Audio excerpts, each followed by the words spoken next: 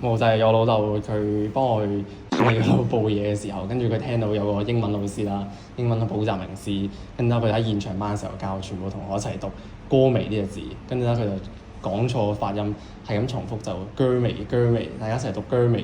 歌微。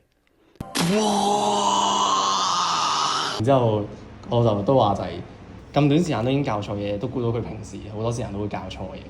個補習天王都好奢侈，即係上堂嘅時候都會揸名貴跑車咁樣過去上堂咯。然之後泊喺嗰啲補習社門口前面，即係都唉好奇。招搖撞騙。歌微。讀音都讀錯啦，咁就有啲唔專業。質素真係好參差。我哋今年繼續有學生攞到 SBA 滿分100分嘅成績。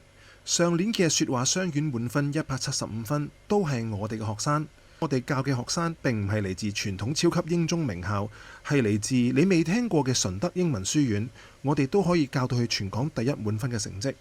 最近我哋有3位同學一齊報名，其中1位同學家長係喺美國修讀藥劑嘅。呢啲咁高學歷嘅家長能夠一語中的講出問題嘅根源。啲補習天王平時上堂咁簡單嘅嘢都教錯，咁可能其他堂數教嘅嘢都應該係錯漏百出㗎啦。正正就係呢個原因，我哋教出已經係4次雙卷滿分，全港第一175分嘅成績。呢啲補習天王可能一次都未試過學生 speaking 可以雙卷滿分。佢哋退而求其次，同你講佢今年有6個7科5星星狀元，8個7科5星星狀元。人哋其他科攞到5星星關你鬼事咩？原來你教嘅英文 speaking 本身連雙卷滿分都未試過，咁唔怪得知你轉移視線，唔講英文科成績，走去講6科5星星成績、7科5星星成績啦。